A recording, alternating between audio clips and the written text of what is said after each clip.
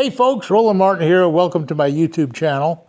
You know, I come back to my little den here, and I got some stuff on the wall. I want to see that. I got turkeys up there, and I got some big moose horns, and a bear or two. I got a couple of bears, and a whole bunch of racks of animals all over top of the thing there. And I got mounted deer here, and I got mounted deer up in the other place, and I got some elk, and I got some all sorts of stuff. But I come back here and relax. But as I do, I look at all the trophies on the wall. And the first thing that gets my attention, of course, you know, I won these tournaments. I say, oh, wasn't it nice winning these tournaments? But that's not what I really look at. I tell you what the big deal is. That's 19 big wins on the Bass Trail. That was a big deal. What I really look at is the 19-time runner-ups. They're all the times that I missed winning. I didn't win. I came in second. But now here's the deal. Not on every one of them, but on most every single tournament up there, I was about within probably a few ounces or a few pounds of winning, because being second, that's what happened. Maybe I don't think I lost any of those tournaments by more than 2 or 3 pounds.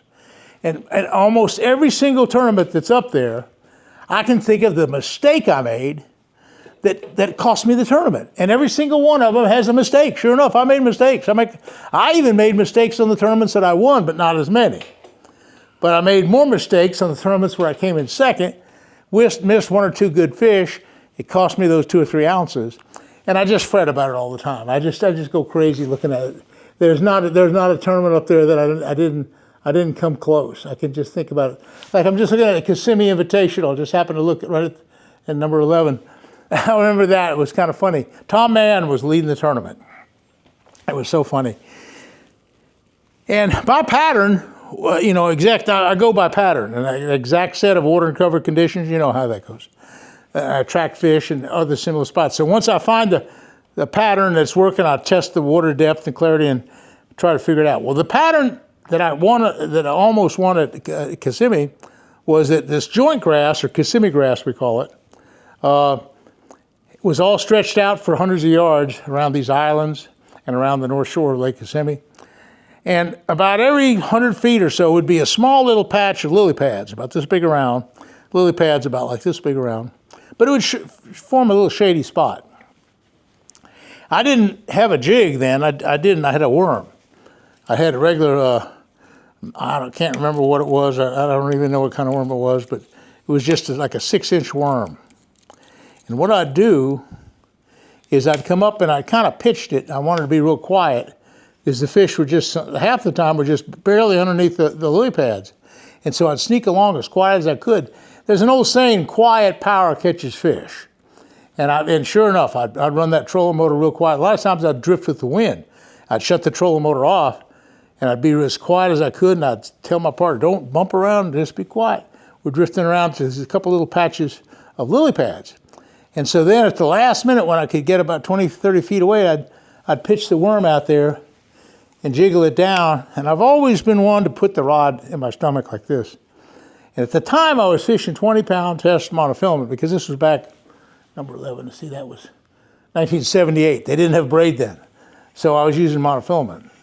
I think big game, I'm not sure. I don't know what I was using.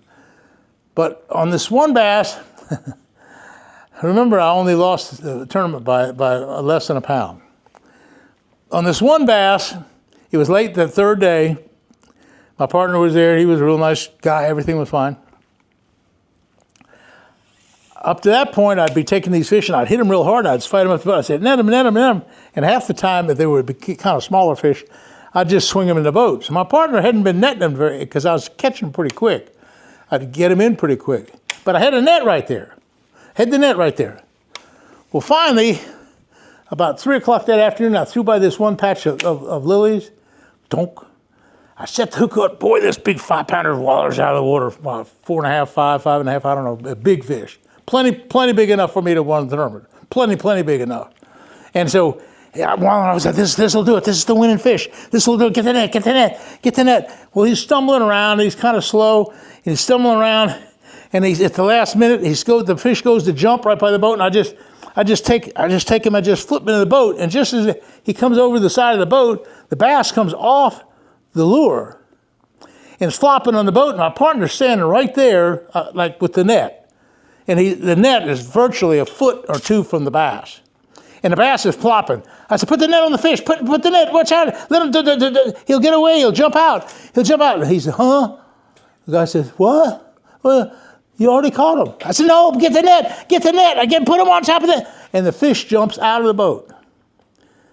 And all he had to do was drop the net down just for a second and hold the fish from jumping out of the boat. Because they're hard, they're jumping around. And he's huh? Oh, you already had him in the boat. I didn't know I had to put the net on him. And I said, well, it just cost me about $20,000, you dumbass. So anyway, I was a little upset with that guy, to say the least. So that's just one of the many, many stories. I could go down, fish after fish after fish, and go down the road like.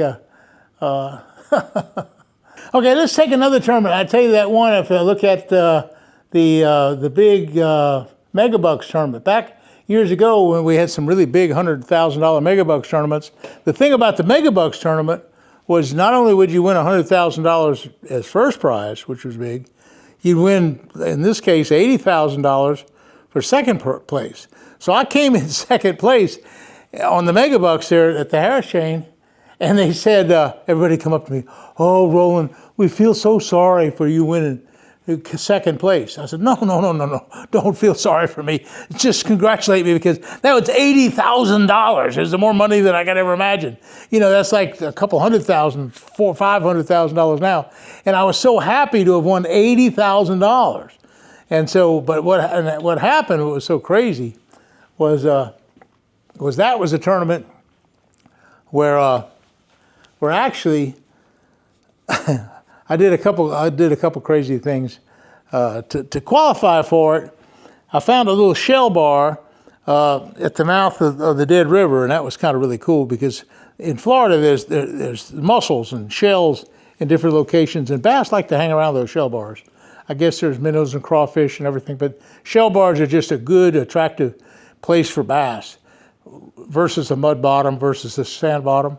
A shell bottom, a shell bed is often really good, particularly a shell bed in the grass. Like I say, the grass everywhere, and there's a nice little shell bed. And boy, there's all kind of minnows around it, and it's just teeming with life, and you usually catch a lot of bass. But in that tournament, I went on the shell bed, and I qualified for the tournament. I did really good. I just fished it slow with the Carolina rig, and it really got into the mode. It caught some big 8-pound bass in the process. So what happened was Larry Nixon was going down to the very south end the last day, and I was by this island the last day out there in the Little Harris, and that was the final day. We couldn't have fished Little Harris all week. We had to stay out of there. It was off limits. We could fish the rest of the Harris chain, but Little Lake Harris had to be left off limits. So I went to this island, and every hour you have to move. So every hour there were 10 spots all lined up for the top 10 in the Megabucks thing. There were 10 positions to fish, and so hour 1, I think I went to the lily pads. Hour 2, I don't know where I went. But anyway, when Larry Nixon's turn to go to the lily pads, he got real lucky, and he caught a 10-pound bass on a worm in the lily pads, which put him ahead of me. And then I hit this island with a spinnerbait, and it was a little fringe of hydrilla on that island, and I was so lucky, because what I did, I lined up on it, and actually I made 5 casts in a row and caught 5 beautiful bass. I had 5 fish in the live well, but the significance of that particular spot was that all 5 of those bass, I could cull a smaller one out of the live well. And so I figured out one. And I got to the last deal, and everybody said, how'd you do? And I said, I got a nice big limit, but unfortunately Larry Nixon beat me by just a couple ounces. But again, that particular time, when I caught those 5 in a row that were so good and so nice, I did have a big one get away. At the time, I said, well, heck, I've caught 5 pretty nice 3 and 4 pounders, a 5-pounder. You know, so what? I lose a 4 or 5 pounder. But it was enough to have had me win. But the point was, I didn't feel as bad as I normally feel when I come in second. Normally, when they come in second, the tournament's a $40,000 or $50,000 tournament. You only win like 15 or 20,000 coming second. But that time I won 80,000. And that was a good second place win. That was a good one. But anyway, there's all kind of stories like that. And again, I'm so proud of my the resume that I have. Of course, people ask me what's the number one thing I've done in fishing, and I say, it's really the fact that I've won Angler of the Year titles, and I've won the most Angler of the Year titles. That's my really biggest claim to fame. Kevin Van Dam has me beat on the number of tournaments, and he has me beat on a couple of things, but not the Angler of the Year deals. The Angler of the Year deals are kind of a special thing. I don't think that's going to be broken anytime soon. Because being an all-around fisherman and being that pattern fisherman, that's so important. These guys that are doing forward-facing sonar, and some of these guys that are really hot shots at that technology, that's fine. And I can see them winning Angler of the Year on lakes like smallmouth lakes, where it comes into play. But where I don't see him winning Angler of the Year is I don't see him winning Angler of the Year at Okeechobee. I don't see him fishing Seminole, fishing Santee Cooper. All these lakes that have lots of shallow water, that the whole key is that shallow water pattern fishing and the shallow water power fishing with jigs and spinnerbaits and topwater. There is where you're going to have to do the power fishing versus the forward-facing sonar. So anyway, I think there's a place for it all, and I know if I were fishing modern day tournaments right now, I'd be fishing. I was just fishing forward-facing sonar last week up at Mille Lacs Lake with Andy Young. We caught some nice 5.5, 6 pound smallmouth, and I'm good at that, so I can do it. So I'd be doing it if I were in the tournament right now, but I'd only be doing it on the lake like a smallmouth lake. Come Lake Okeechobee, I'm back to power fishing. Well, anyway, that's my whole story about second place finishes. Hey, hit that likes button. All my good sponsors are going to say thank you, and it's kind of the grease that makes everything work. We'll see you again soon. Thanks for watching.